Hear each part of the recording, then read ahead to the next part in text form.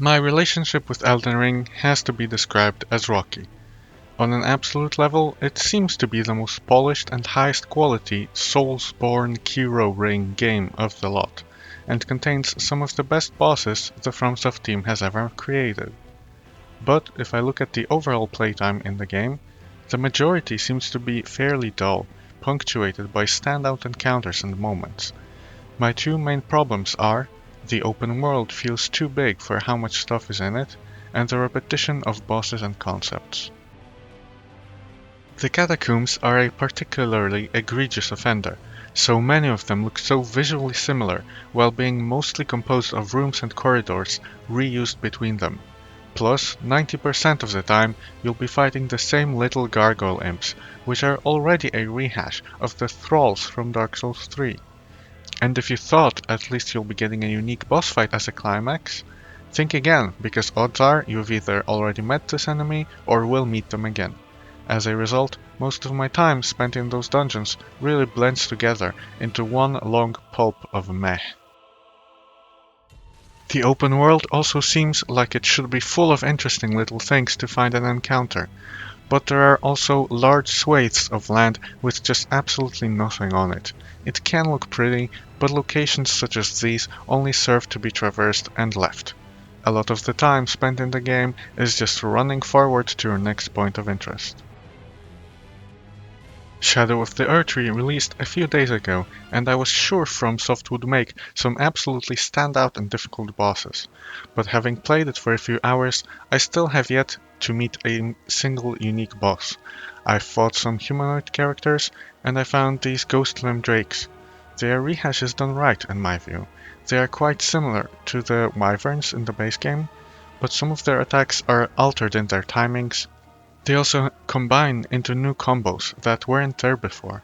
This fight doesn't exactly feel fresh, but it was a new challenge. So let's ruin this magic and just copy paste them everywhere anyway. It did not get better.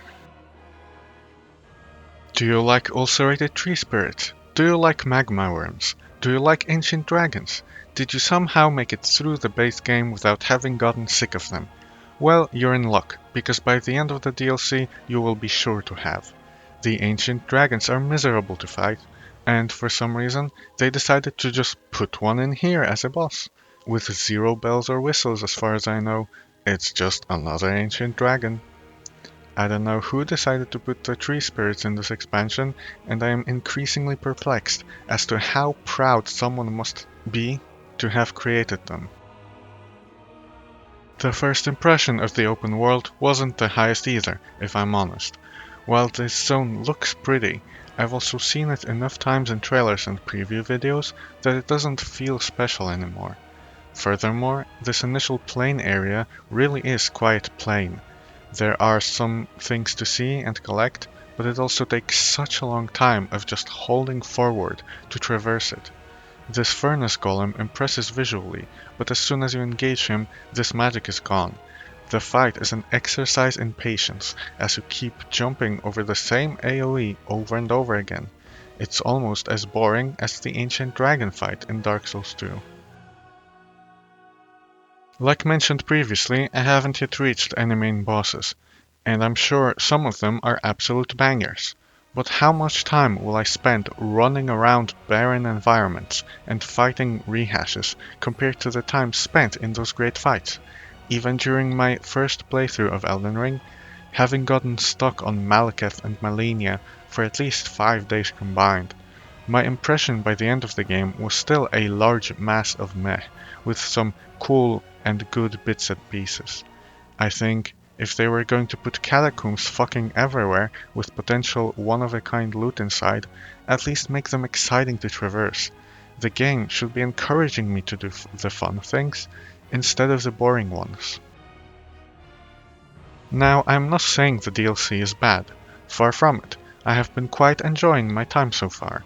All I'm saying is, many critics have voiced the same grievances I had about Elden Ring, but FromSoft seems to have taken none of them to heart, at least as far as I am in the DLC.